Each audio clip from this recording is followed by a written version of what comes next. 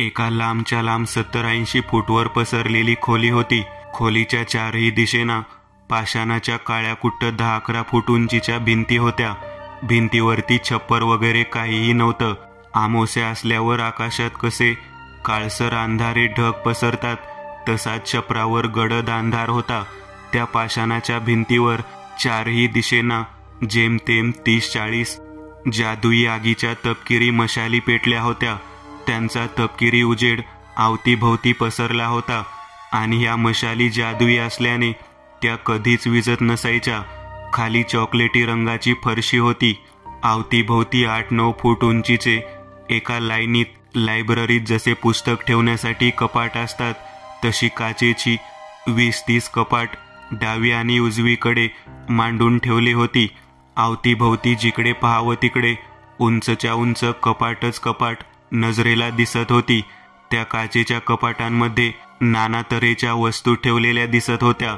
भूत, प्रेत, आत्मा, काळी जादूची पुस्तके, लहान मुलांची खेळणी, बदक, बाहुल्या, थाळी वाजवणारं माकड, मुखवटे, भुसा भरलेली सिंह, हत्ती, हरण, कोल्हा, वाघ अशा प्राण्यांचे चेहरे. अशा शेकडोने त्या कपाटांच्यात बंद केलेल्या वस्तू होत्या. परंतु वरवर पाहता साधारण दिसणाऱ्या ह्या वस्तू साधारण नव्हत्या. त्या वस्तूंमध्ये मेलेल्या आत्म्यांचा जीव अडकला होता. त्या वस्तू बाधित होत्या. त्यांमध्ये मेलेल्या मृत आत्म्यांचा वास होता. जरा बाजूला एक लाकडी टेबल दिसत होता. टेबलावर एक काचेचा कंदील ठेवलेला दिसत होता. कंदिलाची तपकिरी ज्योत आणि तिचा प्रकाश जेमतेम टेबलावरचा काहीसा भाग उजळून गेला होता. तोच त्या तपकिरी रंगाच्या प्रकाशात चॉकलेटी रंगाच्या टेबलावर एक पुस्तक ठेवलं गेलं. पुस्तकाची कवर चामड्याची असून चॉकलेटी रंगाची होती. त्यावर मोठ्या अक्षरात मराठी नाव लिहिलं होतं, रहस्यमयी माहिती. मेनका तो पुस्तकावरचा नाव मोठ्याने वाचत म्हटली व टेबलाखाली असलेल्या बाकावर बसली. तिच्या अंगात त्यावेळेस चॉकलेटी रंगाचा जॅकेट होता. आत निळसर रंगाचा सदरा घातला होता. खाली ब्लू फिट जीन्स होती. डोक्यावरचे केस मोकळे दोन्ही खांद्यांवर सोडले होते. मेनकापासून जरा दूर टेबलावर गबलू मांडी घालून बसला होता. त्याने कानात हेडफोन घातलेले व दोन्ही हातात स्मार्टफोन पकडला होता आणि त्या स्मार्टफोनवर पुष्पा 2 द रूल हा मूव्ही सुरू होता. गबलू राज, मैं झुकेगा नहीं साला. गबलूने असं म्हणतच उजवा हात हानोटीखाली असलेल्या त्याच्या दाढीवरून फिरवला. तोच मेनकाने कसं तरीच त्याच्याकडे पाहिलं व मान नाही नाही करत हलवली व त्याला टोमणा मारत म्हटली, ए गबलू, तू झुकलेलाच आहेस, अजून किती झुकणार आहेस? ए मेनके, माझ्या हाईटवर जाऊ नको, समजलं ना? तुला गबलूची पावर माहिती नाही. मेरे को छोटा साइज से बच्चा समझा क्या? बच्चा नहीं है मैं, फायर है रे. गबलू डायलॉग बाजी करत म्हटला. मेनका गबलूच्या वाक्यावर काही बोलणार तोच तिचा फोन वाजला. जॅकेटच्या खिशात हात घालून तिने स्मार्टफोन काढला. रिसिव्हर ऑन करत तोच कानाला लावला. फोन कानाला लावत, हेलो, नमस्ते मैडम, हम लोग कंपनी से बोल रहे हैं, क्या आपको लोन की जरूरत है? मेनकाने चेहऱ्यावर त्रासिक भाव आणतच फोन कट केला. हे लोनवाले साले बिनकामी कधी पण फोन करतात, मेनका रागातच म्हटली. इकडे गबलू पुष्पा 2 मूव्ही पुन्हा पाहू लागला. त्यातच मग्न झाला. फोन स्क्रीनवर पुष्पा स्विमिंग पूलमध्ये लघवी करतानाचा सीन दिसत होता आणि एसीपी भंवर सिंग शेखावत त्याच स्विमिंग पूलमध्ये पाण्यात उभा होता. ह्या सीनवर गबलू दात काढत हसला. मेनकाने फोन ठेवून दिला. समोर असलेल्या पुस्तकाच्या कव्हर पेजवर हात ठेवत हळूच पृष्ठभाग बाजूला सारला. आतली पाने पिवळसर पडलेली एवढं कळून येत होतं की फार जुन्या काळातलं हे पुस्तक होतं. मेनकाने एक एक करत पुस्तकाची पाने चाळायला सुरुवात केली. आत फारच रहस्यमयी माहिती होती जी आजतागायत सामान्य मानवी कल्पनेपासून आलिप्त होती. मानवाने त्या रहस्यांचा कधी विचारही केला नसावं अशी रहस्य त्यात दडली होती. गबलू फोन घेऊन टेबलावरशी खाली उतरला. ए मेनका, मी जरा आलोच, गबलू हाताची करंगळी दाखवत म्हटला. मेनकाने त्याच्याकडे पाहिलं सुद्धा नाही. तिने हळूच समोर असलेल्या ग्रंथाचे एक पान पलटलं. पान पलटताच डोळ्यांची बुबळे जरा लहान झाली. समोर पिवळसर कागदावर एक छडीचं चित्र दिसत होतं. पातळसर लाल रंगाची, जेमतेम 1 फूट मोठी होती आणि त्या छडीच्या खाली 6 सैतानी अंगठ्यांची पकड कोरलेली होती. त्या सैतानी हातांची नखं धारधार विखारी पौलाद होती. त्या नखांचा रंग चांदीसारखा होता. पुढे त्या छडीच्या चित्राखाली छडीबद्दल माहिती दिली होती. पाताळात अंधाराचे शेकडो भगवंत आहेत. त्यातलाच एक काळोखनाथ. ह्या काळोखनाथचीच ही छडी आहे. ह्या छडीचं नाव आहे प्रत्यंचायुक्त. ह्या छडीने तुम्ही निर्जीव वस्तूला सजीवता देऊन तिला निर्जीव अवस्थेतून सजीवतेत आणू शकता. एकंदरीत असं समजा की मेलेल्यास पुन्हा जिवंत करू शकता. परंतु एक गोष्ट लक्षात असू द्या की ही छडी अंधार देवतेची आहे. यातून सत्याच्या प्रतीक असलेल्या मानवास कसलाच लाभ होत नाही. ह्या छडीचा वापर जिथे कराल तिथून फक्त संकट जागं होऊन येईल. फक्त संकट. मेनकाने सर्व माहिती वाचून काढली व स्वतःशीच म्हटली, ह्या असल्या गोष्टींपासून लांब राहिलेलंच बरं. काय गबलू? मेनकाने असं म्हणतच समोर पाहिलं, परंतु समोर गबलू होता कुठे? अरे, हा कुठे गेला? इकडे गबलूने आपले दोन्ही हात नळातून निघणाऱ्या पाण्याने धुतले व हळूच वॉशरूममधून बाहेर आला. आता मस्तपैकी पिक्चर बघतो. गबलू गंमत असल्यासारखंच स्वतःशीच हसला. तोच त्याची नजर जरा दूर एका काचेच्या कपाटावर गेली. ज्या काचेच्या कपाटात एक छडी ठेवली होती, होय तीच, ती प्रत्यंचायुक्त काळोखनाथ सैतानी देवाची छडी. ज्या छडीची माहिती मेनकाने काही वेळ अगोदर वाचली होती. अरे वा, छडी तर मस्त आहे, गबलू स्वतःशीच म्हटला. चालत त्या छडी आत ठेवलेल्या कपाटापाशी आला. तुळतुळीत सागवानी लाकडापासून बनलेलं 2 फूट उंचीचं ते कपाट होतं. त्याच्या पुढच्या बाजूचा दरवाजा पूर्णतः पारदर्शक काचेचा होता. त्यावर लाल अक्षरात एक नावरूपी सूचना लिहिलेली, कृपया उघडू नका. इथे कोण आहेच माझ्याशिवाय? जो मी उघडून पाहिलं तरी कोणाला कळणार आहे? गबलू दात विचकत हसला. हातातला स्मार्टफोन त्याने खाली ठेवून दिला. आता स्मार्टफोन स्क्रीनवर पुष्पाचा साडी घालून, अंगात पिवळ्या लिंबाची माळ, चेहऱ्यावर लाल सफेद अशा विविध रंगाची भेसूर रंगरंगोटी केलेली दिसत होती. जिभेला लाल रक्तासारखा लाल रंग फासलेला होता. हा एवढा सीन स्टॉप अवस्थेत थांबलेला दिसत होता. गबलूने दोन्ही पाय उंचावत कपाटाची काचेची झाप हलकेच उघडली. आत एका विशिष्ट प्रकारच्या सफेद चिपचिपीत कापडाला ती लाल चंदनापासून बनलेली प्रत्यंचायुक्त छडी ठेवली होती. गबलूने हळूच त्या छडीच्या खालच्या सैतानी पंजाची मूठ असलेल्या खालच्या बाजूवर हात ठेवला. इकडे मागून मेनका गबलूला शोधत आली होती. तोच तिला आपल्यापासून पुढे 20 पावलांवर गबलू दिसला, जो प्रत्यंचायुक्त छडीला त्या कपाटातून बाहेर काढत होता. हो शट, ही तर तीच छडी आहे, प्रत्यंचायुक्त, मेनका स्वतःशीच म्हटली. तिने लागलीच गबलूला पुढे काही अनर्थ न घडो ह्या उद्देशाने मोठ्याने हाक दिली. गबलू थांब. गबलूने छडीला हातात पकडलं होतं. तेवढ्यात मागून अचानक हा आवाज आला.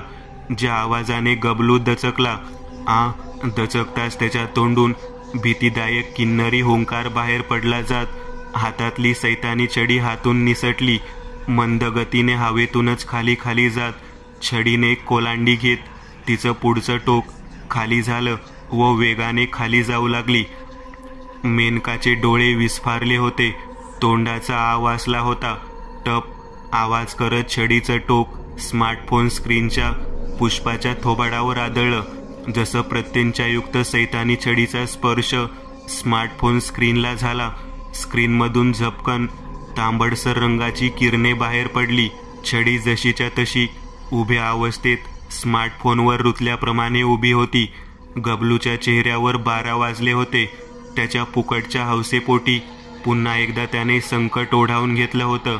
छडीच्या वर असलेल्या सैतानी 6 नख्यांची धारधार मुठीतून एक काळशार वाफ हळूहळू फटाक्याची वात जळताना जसा धूर निघतो तशी बाहेर निघू लागली व त्याच काळशार सैतानी धुरामार्फत गबलूच्या बाजूला एक भयंकर आकार तयार झाला. अंगात निळ्या रंगाची साडी, छातीवर भगवा ब्लाऊज, गळ्यात सोन्याचा हार जवारात व एक पिवळ्या लिंबाची माळ. चेहऱ्याला सफेद राख फासली होती. कपाळावर लाल रंगाचा मळवट भरला होता. डोळ्यांची बुबळे तिथे पसरलेल्या अंधारात पिवळ्या जर्द आसुरी सूड भावनाहीन रंगाने चकाकत होती. हा भयंकर अभद्र अवतार प्रत्यंचायुक्त छडीच्या काळ्या शक्तीने पुष्पाला मिळाला होता. असं समजूयात की हा पुष्पा नाही तर एविल पुष्पा आहे. गबलूच्या तोंडावर हसू पसरलं. पुष्पाराज, आई शपथ. गबलूने खाली पडलेला स्मार्टफोन उचलला, कॅमेरा ऑन केला. पुष्पा, एक सेल्फी प्लीज. गबलू सेल्फी पोज देत म्हणाला. तोच त्या ध्यानाने गबलूच्या बमवर एक लाथ घातली. दिवाळीत उडणाऱ्या रॉकेटसारखा गबलू 10 फूट दूर उडाला. दूर जाऊन जमिनीवर पडला. हिच्या आईला, हा तर same to same Allu Arjun पुष्पासारखा दिसतोय, पण असा भूतासारखा का दिसत आहे? अच्छा, मेनकाला लागलीच आठवलं. प्रत्यंचायुक्त छडीमुळे हा दुसराच एविल पुष्पा तयार झाला आहे. हिच्या आईला, माझी इच्छा आज पुरी करून टाकते. या एविल सैतानी पुष्पाला आज झुकवतेच. मेनका म्हटली. गुरगुर. त्या भयंकर ध्यानाच्या तोंडून गुरगुर बाहेर पडू लागली. तो आवाज जणू त्याचं क्रोधानावर झाल्याचं चिन्ह होतं. तू जो कोणी असशील, ये भीड माझ्याशी, कारण समोर कोणीही असो, पुष्पा झुकेगा नाही. त्या एविल पुष्पाच्या तोंडून भयंकर घोगरा खर्जातला आवाज बाहेर पडला. त्याचे ते पिवळे जर्द हाडळीसारखे डोळे आणि बोलत्या वेळेस काळीशार सरड्यासारखी जीभ बाहेर येत होती. जबड्यात पिशाच्या प्रमाणे सुळ्याचे 32 दात होते. धप धप, 1 1 2 3 अशी जमिनीवर पाय आपटत एविल पुष्पा अमानवी वेगाने मेनकापाशी पोहोचला. पोहोचताच त्याने उजवा फुगीर बलदंड बाहूंचा हात पुढे आणत एक पंच मेनकाच्या थोबाडात लगावली. वार अमानवी होता, तीव्र शक्तिशाली होता. त्या पंचने मेनका मागे 5 फूट उंच हवेत उडाली. धपकन पाठीवर कोसळली. मेनकाच्या तोंडून रक्ताची गुळणी बाहेर पडली. पाठीचे एक हाड वाजलं. इस पुष्पा को एंजल समजा क्या रे तुम लोग? एंजल नहीं, इविल है रे मैं. खसखसत्या स्वरातला भसाडा आवाज त्या इविल पुष्पाच्या तोंडून बाहेर पडला. मग उजवा हात स्टाईलने त्या ध्यानाने हानवटी खाली असलेल्या दाढीवरून फिरवला. मै झुकेगा नाही साला. एविल पुष्पाने जागेवरूनच दोन्ही पायांना बेडकासारखं खाली झुकवत जागेवरूनच एक अमानवीय झेप घेतली. 7 फूट उंच हवेत उडाल्यावर दोन्ही पाय वाकवले व गुडघ्यांच्या वाट्या मेनकाच्या दिशेने हवेतून खाली आणल्या. पुढच्या क्षणाला ते गुडघे मेनकाच्या छातीचा पिंजरा कडाकडा मोडणार. तोच ती जमिनीवर उजव्या दिशेला सरपटत गिरकी घेत बाजूला झाली. फट आवाज करत एविल पुष्पा जमिनीवर गुडघ्यांवर आदळला. तशी खालची फरशी भूकंप आल्यासारख्या चिरा पाडत फुटली. मेनका बाजूला असलेल्या टेबलाचा आधार घेत जमिनीवरून उठली. बापरे, वाचले. मेनका फुललेल्या श्वासांसहित म्हटली. वाचले नाही रे, फसले. तुझी हाड जोपर्यंत मी चकाचका वाजवत खात नाही तोपर्यंत पुष्पा हारगीज झुकेगा नाही साला. पुन्हा एकदा पुष्पाने हानवटी खाली असलेल्या दाढीवरून ह्यावेळेस दोन्ही हात फिरवले. तोंडातली काळीशार सरड्यासारखी जीभ आणि डोळ्यांतल्या पिवळ्या जर्द बाहुल्या बेडकागत वटारल्या. एविल सैतानी पुष्पाचं सर्व शरीर वर वर हवेत जात तरंगलं. मग त्याने त्याचे दोन्ही हात उंचावले. तेवढ्या तिकडे मेनकाने आपल्या जॅकेटमध्ये हात घातला. तिचं हंटर म्हणजे काळ्या सडसडीत कातडीचा दैवी शक्तींनी नाहून निघालेला चाबूक बाहेर काढला. तुझा टाइम संपला पुष्पाराज. मेनका व एविल पुष्पाराज दोघांच्याही कानांवर किन्नरी आवाज पडला. मेनकाने समोर पाहिलं. एविल पुष्पाने हळूच गिरकी घेत मागे पाहिलं. मागे 10 पावलांवर गबलू उभा होता. त्याच्या डाव्या हातात फोन असून उजव्या हातात प्रत्यंचायुक्त सैतानी काळ्या जादूची छडी होती. पुष्पा, नाही नाही, हरामखोर एविल पुष्पाराज, सेल्फी मागितली तर माझ्या बमवर लाथ घातली. आणि हे बरं झालं की मी त्याच टेबलावर जाऊन पडलो जिथे ते रहस्यमय माहिती पुस्तक होतं आणि या प्रत्यंचायुक्त छडीबद्दल माहिती होती. चल पुष्पाराज, तुझा टाइम संपला, बाय बाय. गबलूने असं म्हणतच प्रत्यंचायुक्त छडीचं पुढचं टोक पुन्हा एकदा मोबाईल स्क्रीनवर टेकवलं. ए नाही, मला वापस नाही जायचं. एविल पुष्पराजच्या सर्व शरीराची काळ्या चकचकीत विषारी वाफेत रूपांतर झालं गेलं व तीच काळी चकचकीत वाफ सापासारखी वळवळत गबलूच्या दिशेने आली. हळूच प्रत्यंचायुक्त सैतानी छडीत सामावली. मेनका, तू ठीक आहेस ना? गबलू मेनकाजवळ जात म्हटला. ठीक आहेस ना? अरे गाढवा, तू अजून 2 मिनिट लेट आला असतास ना तर माझी हाड मोडून टाकली असती त्याने. हे बघ. मेनकाने तोंडातलं रक्त विमलप्रमाणे थुंकलं. ए मेनका, तू पान मसाला कधीपासून खायला लागली? गबलूच्या या वाक्यावर मेनकाने कपाळावर हात मारून घेतला. तोच तिचा स्मार्टफोन वाजू लागला. हा समर्थ. ओके, हां, आम्ही लगेच पोहोचतोय, मेनका म्हटली. काय ग, काय बोलला कृणाल? गबलूने विचारलं. समर्थांनी बोलावलं. नवीन मिशन आहे, चल. पुणे शहर. रात्री 9:30 वाजता. एक जुनाट तुटलेल्या भिंतीचं ते घर दिसत होतं. घराच्या वरचं छप्पर कौलारू असावं, कारण वरच्या तुटलेल्या सर्व छपराचे अवशेष जसं की कौले, वासे सर्व काही त्या घरातल्या खोलीत म्हणजे खाली जमिनीच्या भुईवर पडले होते.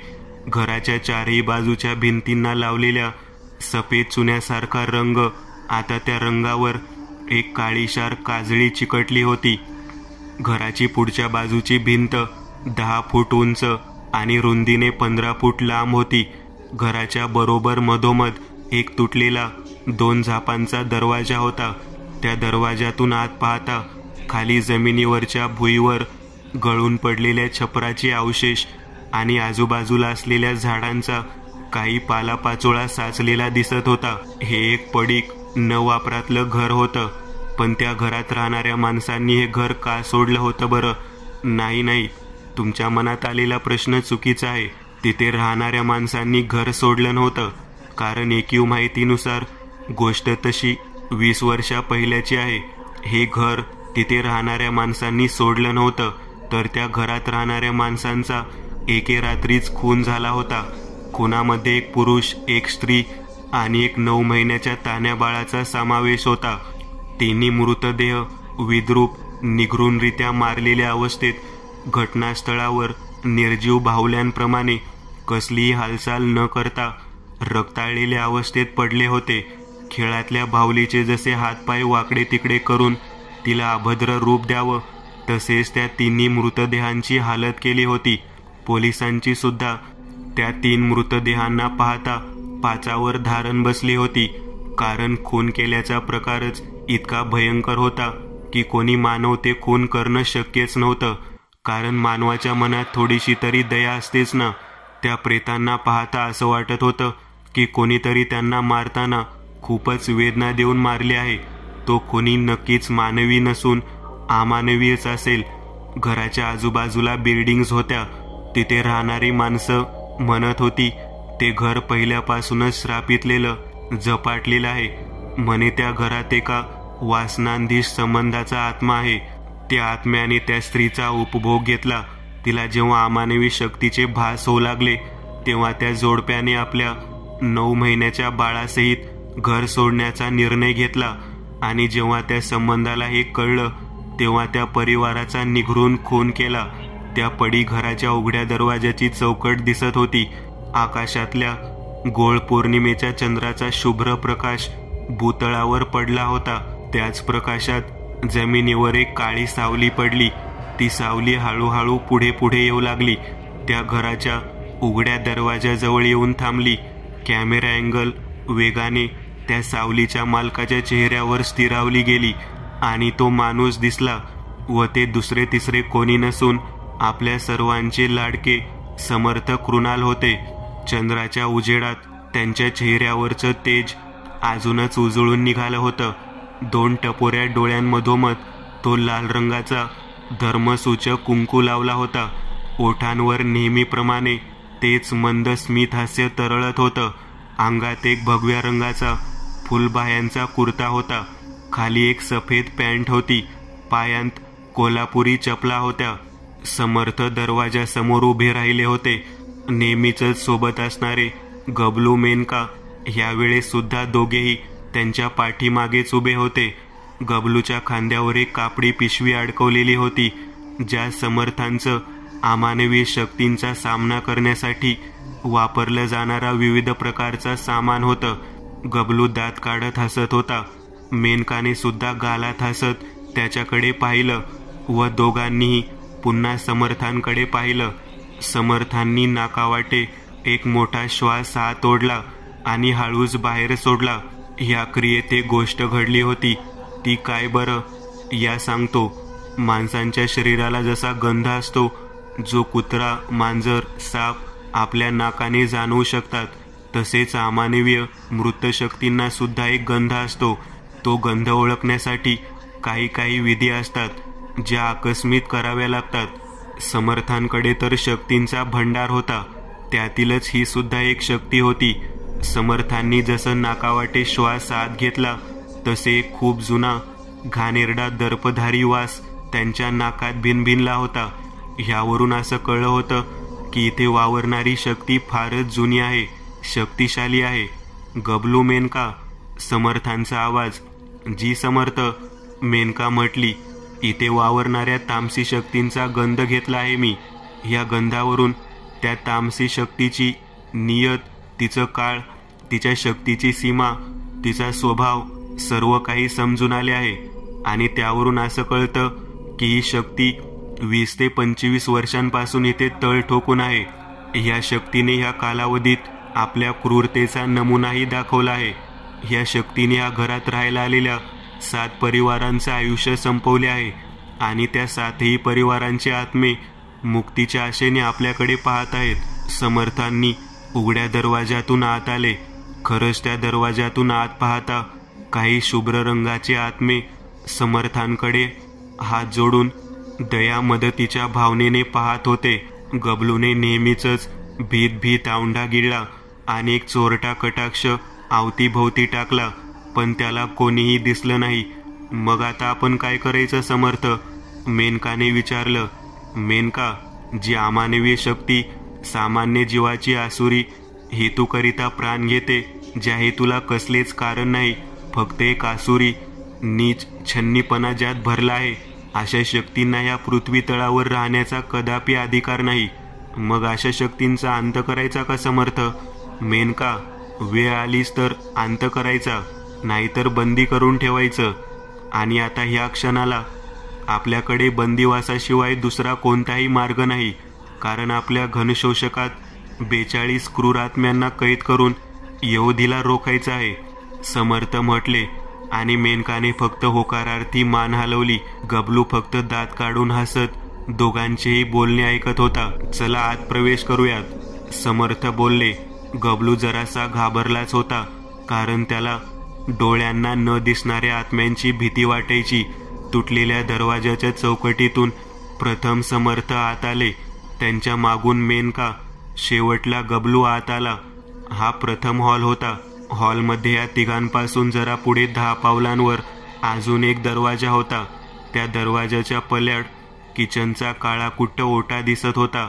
कधी काळी ह्याच ओट्यावर गॅस पेटायची आणि खाली लाल रंगाचा सिलेंडर असायचा, पण आता ह्या क्षणाला तिथे ना गॅस होती, नाही सिलेंडर. ओट्यापुढेच एक 3 सळ्यांची चौकोनी खिडकी होती. त्या खिडकीवर समर्थांची नजर पडली आणि जशी नजर पडली, सेकंदाच्या काट्यागणिक काहीतरी तांदळाच्या पिठाच्या तोंडाचं झटकन मागे गेलं होतं. समर्थांनी ती हालचाल पाहिली होती, पण त्यांनी तसं चेहऱ्यावर दाखवलं नाही. फक्त होकारार्थी हळूहळू मान हलवली. असं आहे काय? समर्थ स्वतःशीच म्हटले. कृणाल, कसं आहे? काय झालं? कोणाशी बोलतोयस? अरे गबलू, ही घराची मांडणी पाहता पाहता म्हटलं मी. असं आहे काय? समर्थ खोटं स्पष्टीकरण देत म्हटले. त्यावर गबलू आपला नेहमीसारखा दात काढत हसला. समर्थांनी आपल्यासोबत एक कापडी पिशवी आणली होती, जी गबलूच्या खांद्याला अडकवली होती. गबलू, जरा कापडी पिशवी दे. समर्थ म्हणाले. तसं गबलूने ती कापडी पिशवी खांद्यावरून काढून समर्थांकडे दिली. समर्थांनी ती कापडी पिशवी आपल्या हाती घेतली, त्यात हात घातला आणि जरा वेळ चाच पडत मग त्यांनी हात बाहेर काढला. त्यांच्या हातात आता ह्या क्षणाला 4 चांदीचे खिळे होते. त्या 4ही चांदीच्या खिळ्यांना लाल पिवळ्या रंगाचा धागा बांधला होता आणि हे खिळे काही साधारण नव्हते. ते कसे तर या पाहूयात. खिळे, गबलू न समजून म्हटला. त्याच्या त्या वाक्यावर समर्थांनी फक्त होकारार्थी मान हलवली, काही बोलले नाहीत. समर्थांनी खाली आजूबाजूला पाहायला सुरुवात केली. बाजूलाच कुठेतरी त्यांना एक दगड मिळाला. तो त्यांनी उचलून हाती घेतला. मेनका, गबलू, तुम्ही दोघी आता बाहेर थांबा, समर्थ म्हटले. मेनका, गबलू दोघांनी फक्त मान हलवली आणि बाहेर आले. कृणालने आपल्याला बाहेर का काढलं? काय करणार असेल तो? गबलूने मेनकाला विचारलं. नाही माहीत, पण असेल काहीतरी, मेनका एवढंच म्हटली. समर्थांनी हॉलच्या मधोमध भुईवर खिळ्याच्या खालचं टोक टेकवलं आणि दुसऱ्या हातात असलेल्या दगडाचा टोळा खिळ्यावर हाणला. दगडाचा स्पर्श जसा खिळ्याला झाला, त्या खिळ्यातून हिरव्या रंगाचा चरचर आवाज करीत 3 ठिणग्या बाहेर उडाल्या.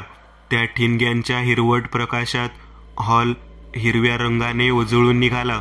काळ्या पडलेल्या भिंती, खालचा पालापाचोळा, कौल, वासे सर्व काही उजळून निघालं होतं. समर्थांनी दुसरा खिळा किचनच्या खिडकीपाशी ठोकला. ह्यावेळेस सुद्धा हिरव्या रंगाच्या ठिणग्या उडाल्या.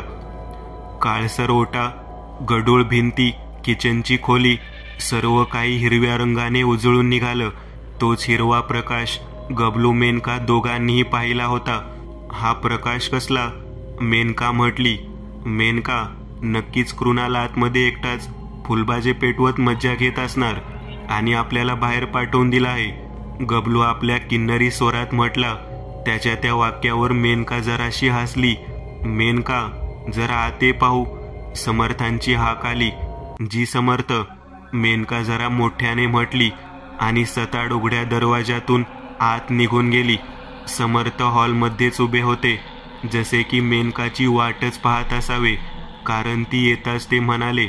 सर्व काही सांगितल्यानुसार केलं आहे. जी समर्थ, प्लॅननुसार मी गबलूला बाहेर ठेवून आली आहे. मेनकाच्या वाक्यावर समर्थांच्या चेहऱ्यावर मंद स्मित हास्य आलं आणि त्यांनी हलकेच होकारार्थी मान हलवली. ठीक आहे, आता थोडी वाट पाहूया, समर्थ म्हणाले. आणि तोच बाहेरून गबलूची किन्नरी स्वरातली मदतीची हाक ऐकू आली. कृणाल, कृणाल वाचव. गबलू मुळाच्या देठापासून ओरडत समर्थांना मदतीची हाक मारत होता. आणि त्या मदतीच्या हाका मारण्याचं कारण हे होतं की गबलूला त्या संबंध पिशाच्याने पकडलं होतं. त्याचं रूप खूपच भयंकर, भयानक आणि विचित्र होतं. भित्र्या माणसांच्या पाहणाऱ्याच्या तोंडून किंकाळी बाहेर पडणार म्हणजे पडणारच. गबलूही तसा भित्राच होता, थोडासा. तो संबंध 5.5 फूट उंच होता. शरीरात रक्ताचा टिपूकसा थेंबही नसावा, कारण पूर्ण शरीर कागदासारखं राखाडी होतं. अंगावर असलेलं मांस हाडांना चिकटलेलं होतं. हातापायाची काळीशार बोटांची नखं इंचनी वाढली होती. डोक्यावर टक्कल होतं. चेहऱ्याच्या जागी कवटीच होती, कारण चेहऱ्याला मुळीच आकार नव्हता. चामडी फक्त नाममात्र टिकली होती. डोळ्यांच्या खोबण्यातले ते बुबळ अगदी टोकाला गेला होता. त्यातून चंदेरी रंगाचा हलकासा गोलसर प्रकाश पेटलेला दिसत होता. नक्कीच ते त्याचे विचित्र डोळे असावे. तोंडातल्या जबड्यात काळेशार किलकिलीट घाणेरडे दात होते. गबलूला असं घाबरून ओरडताना पाहून तो हसत होता. त्या ध्यानाच्या अंगावर एक सफेद रंगाची मळलेली फाटकी बनियान होती. खाली एक निळ्या रंगाची चड्डी होती. मरायच्या वेळेस हेच कपडे त्याने घातले होते. म्हणूनच नियमानुसार पिशाची योनी रूपात सुद्धा त्याला हेच कपडे लाभले होते. गबलूचा आवाज ऐकून घराच्या उघड्या चौकटीतून अंगात भगवा कुर्ता आणि खाली सफेद पॅन्ट असे समर्थ बाहेर आले. त्यांच्या मागून काळा कोट, त्यात व्हाईट टी शर्ट, खाली घट्ट ब्लॅक जीन्स अशी मेनका चालत आली. समर्थांना पाहताच त्या ध्यानाच्या चेहऱ्यावरचं हसू ओसरलं आणि भयंकर असा क्रोध उमटला. ए भट्या, कशाला आला आहेस इथं? मी माझा मस्त जगतोय ना, कशाला माझी जिंदगी बर्बाद करायला आलायस इथं? त्या ध्यानाच्या तोंडून खर्जातला आवाज बाहेर पडला. बोलताना त्याच्या तोंडून घाणेरडा वास बाहेर येत होता. ज्याने गबलूने नाकावर हात ठेवला होता त्या संबंधाने आपल्या एका हातात गबलूची कॉलर धरली होती, नाहीतर गबलू कधीचाच पळून गेला असता. समर्थांचा आवाज करडा, धीर, गंभीर होता. त्यात उच्च स्वराची लय होती. समर्थांच्या बाजूलाच मेनका उभी होती. तोच कॅमेरा अँगल तिच्या चेहऱ्यावर स्थिरावली गेली. सर्व काही थांबलं गेलं, ब्लॅक अँड व्हाईट झालं व तोच ती बोलू लागली. मित्रांनो, अहो मागे पुढे काय पाहताय? हो हो, तुम्हीच, तुमच्याशीच बोलतीये मी. आता समर्थांचा आवाज पाहिलात का? समर्थ असं तेव्हाच बोलतात जेव्हा समोरचा भूत पिशाच खूपच निर्दयी, वाईट, पापी, पाषाणी हृदय असेल. आणि हो मित्रांनो, समर्थ अशा भूतांना मस्त तेलात भजे तळावे तसे तळतात. सो या आपण सर्व भजांचा आनंद घेऊ. फाईटचा आनंद फाईटचा. मध्येच डायरेक्टर म्हणजे माझा मोठ्याने बोलण्याचा आवाज आला. सॉरी सर, फाईटचा आनंद घेऊयात. तो चलो जाओ पीछे. अरे थांबा, कोणीतरी पॉपकॉर्न आणून द्या रे, मेनका म्हणाली. पण कॅमेरा अँगल झटकन मागे गेली होती. सर्व तमाशा पुन्हा सुरू झाला होता. कशाला आलो आहे इथे? तू गेली 25 वर्षे ह्या भूतळावर राहून जे उत्पात माजवलंस ते पाहता तर मला 25 वर्ष अगोदरच यायला हवं होतं, ज्याने तुझ्या हातून मेलेली ही 7 कुटुंब तरी वाचली असती. पण नियतीचा खेळ आहे सर्व. तेव्हा नाही तर आताच ठीक. तसंही तुझ्यासारख्या वाईट आत्म्याला ह्या पृथ्वीवर राहण्याचा कदापि अधिकार नाही, समर्थ करड्या स्वरात म्हटले. समर्थांच्या वाक्यावर तो संबंध घशातल्या घशात आवाज काढून हसत होता. ह्या पृथ्वीवरून माझं अस्तित्व मिटवणारा तू कोण? ह्या पृथ्वीचा एजंट? अरे पृथ्वी म्हणजे आमच्यासारख्या वाईट आत्म्यांची खुळेआम बस्ती आहे. खाओ पिओ और मौज मस्ती करो. भट्या, तुझ्यासारखे खूप येऊन गेले रे इथे. सगळ्यांच्या मागं चेडा लावली मी. आयुष्य बर्बाद केलं मी सगळ्यांचे.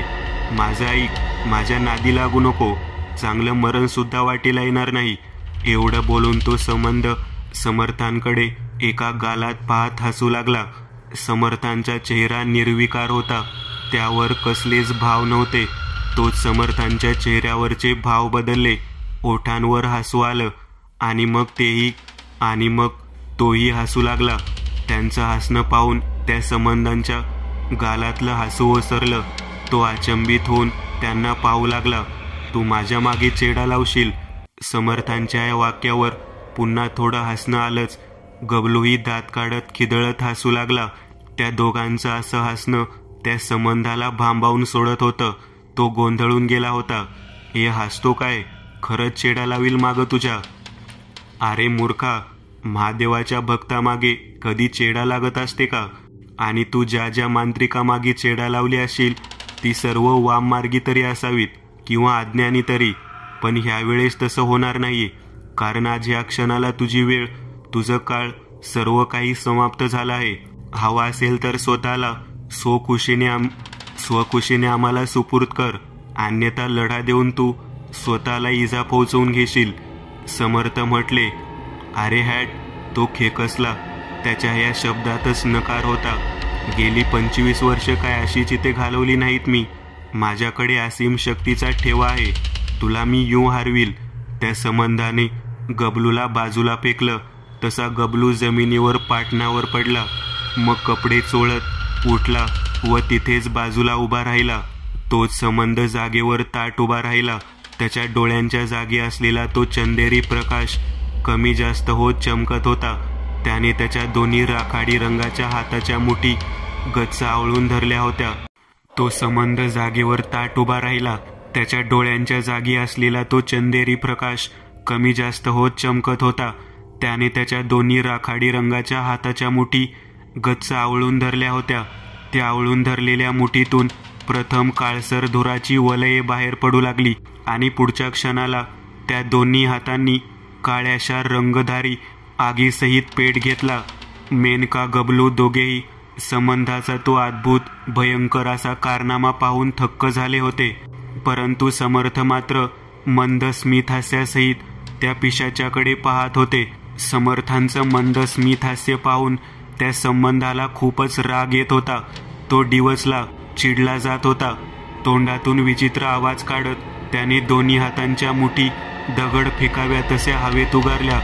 तसे दोन्ही काळ्या आगीने पेटलेल्या हातांमधून 2 पाशांनी धारधार 3.5 फूट लांबीच्या काळेशार तलवारी हवेतूनच वेगाने समर्थांच्या दिशेने त्यांना आघात पोहोचवण्यासाठी निघाल्या. त्या संबंधाला वाटलं, आपल्या या क्रियेने हा भट घाबरेल, काहीतरी चमत्कार करेल. पण नाही. समर्थ जसेच्या तसे मंद स्मित हास्य करत दोन्ही हात मागे बांधून कसलीच हालचाल न करता उभे होते आणि समोरून येणाऱ्या त्या तलवारी वेगाने समर्थांपाशी आल्या होत्या. समर्थांपासून 5 मीटर अंतरावर येऊन त्या तलवारी ठेपल्या होत्या की अचानक एक विलक्षण अतर्कनीय चमत्कार घडला. काचेचा आरसा भले कितीही मोठा असो, 2 फूट, 3 फूट, 4 फूट, पण त्या आरशापेक्षा लहान एक छोटंसं 5 इंचाचं दगडसुद्धा त्या 4 फूट उंच आरशाचे लहान लहान तुकडे करण्याचं सामर्थ्य ठेवतं. तसेच त्या काळ्याशार पाशांनी तलवारी समर्थांच्या जवळ येताच समर्थांच्या पूर्ण देहाभोवताली एक अतिशक्तिशाली शुभ्र धवळ रंगाचं कवच तयार झालं. त्या पाशांनी तलवारी त्या कवचावर आदळताच त्यांचा जागेवरच भुगा झाला. असंभव आहे हे, तो संबंध म्हटला. त्याने दोन्ही हाताच्या मुठी झटकन हवेतच हलवत विजवल्या. पोकळ वार आहे ते. आता तुला मी माझा खरा वार दाखवतो. त्याने डाव्या हाताचा पंजा समर्थांच्या दिशेने धरला आणि त्याच्या त्या धारधार काळ्या नखांच्या पंजातून 25 वर्षांत साठवलेल्या सर्व शक्तीचा उद्रेक एकवटला जात तो एकदाचा बाहेर पडला. त्याच्या राखाडी रंगाच्या हातातून चकचकीत लालसर रंगाच्या वाकड्या तिकड्या विद्युत प्रवाहाच्या शक्तिरेषा निघून समर्थांच्या पुढे अवतरलेल्या त्या कवचावर घात घालत आदळू लागल्या. कवचावर लाईटचा शॉर्ट सर्किट झाल्यावर जसे हिरव्या ठिणग्या आणि तो चरचर आवाज बाहेर पडतो तसा आवाज येत होता. तो संबंध जिथे 25 वर्षाची पिशाची योनी जगला होता आणि त्या काळात 25 वर्ष त्याने जी शक्ती जमा केली होती त्याविरुद्ध समर्थांचं वय 250 वर्ष प्लस होतं. आणि अशा महाशक्तिशाली सिद्ध पुरुषाकडे किती शक्तीचा ठेवा आकस्मिक असेल हे तुम्हीच ठरवा.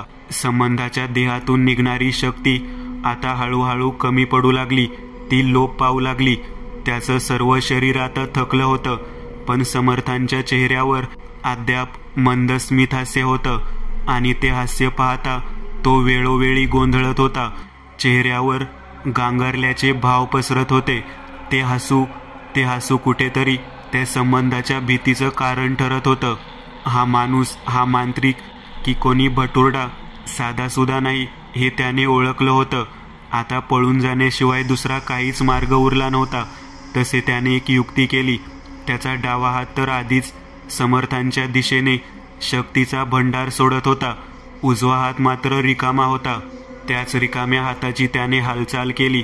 तो उजवा प्रेताळ हात त्याने गबलूच्या दिशेने धरला. त्या प्रेताळ हातातून अमानवीय शक्तीमार्फत एक काळसर स्फटिकासारखा गोळा बाहेर निघून वेगाने गबलूच्या दिशेने प्रस्थान झाला. गबलूच्या तोंडून भीतीदायक हुंकार बाहेर पडला. त्याचे डोळे क्षणात विस्फारले. गबलू! समर्थांचा आवाज आला. गबलू! मेनकाचा आवाज. मेनकाने क्षणार्धात आपल्या शरीराची वेगवान हालचाल केली. तिने काळ्या कोटच्या आत असलेला चाबूक वेगाने बाहेर काढला. सर्व काही 0.25च्या गतीने घडू लागलं. बिना शस्त्रधारी गबलूच्या दिशेने तो काळशार मृत्यू गोळा गबलूपासून 5 पावलांवर येऊन ठेपला होता आणि तोच इकडे मेनकाच्या हातातल्या चाबकाची सटकी तिने वेगाने गबलूच्या दिशेने उगारली होती. काळेशार चाबकाची दोरी जणू रबरतो, कारण 5 फूट लांबीच्या चाबकाच्या दोरीची लांबी वाढली नि सापासारखी सळसळ करत वेगानं गबलूच्या दिशेने निघाली. समोरून येणारा तो गोळा पाहून गबलूची भीतीने वाचा बसली होती. डोळे तोंड विस्फारले होते, पाय रबराचे निर्जीव झाले होते. शेवटी तो काळसर गोळा गबलूच्या चेहऱ्याजवळ आला. गबलू किन्नरी स्वरात मोठ्याने ओरडला आणि त्याच क्षणाला गबलूच्या चेहऱ्यापासून 10 इंचावर आलेला तो गोळा, त्या गोळ्यावर चाबकाची सटकी बसली. चाबकाच्या सटकीने फटाका फुटावा तसे फट आवाज करत तो काळगोल काळसर रंगाचा धूर उडवत गबलूच्या तोंडासमोर फुटला. गबलू! समर्थ ओरडले. समर्थांचं आपल्याकडे लक्ष नाही हे पाहता त्या संबंधाला आयतीच संधी भेटली.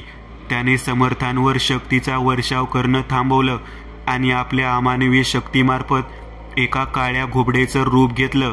समर्थ आणि मेनका दोघेही गबलूपाशी आले. गबलू जमिनीवर बाहुलीसारखा हात पसरवून पडला होता. पूर्ण चेहरा धुराने काळा कुट्ट झाला होता, जणू डांबर फासलं होतं. गबलू!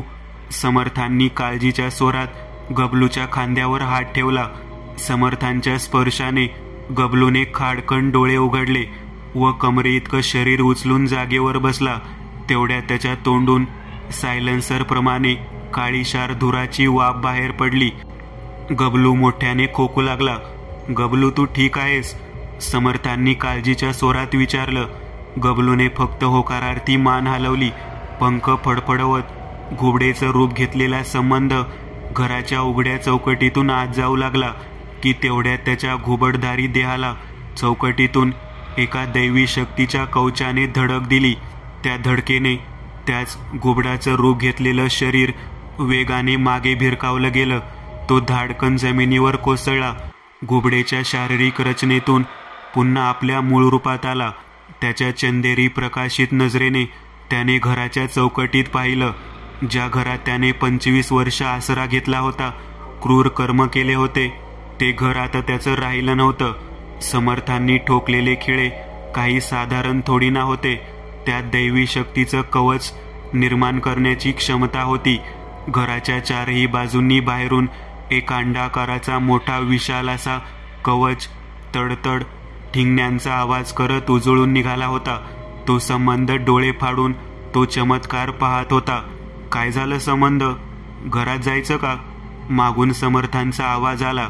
त्या संबंधाने वळून मागे पाहिलं. त्याच्या नजरेत आता कमालीची भीती दिसून येत होती.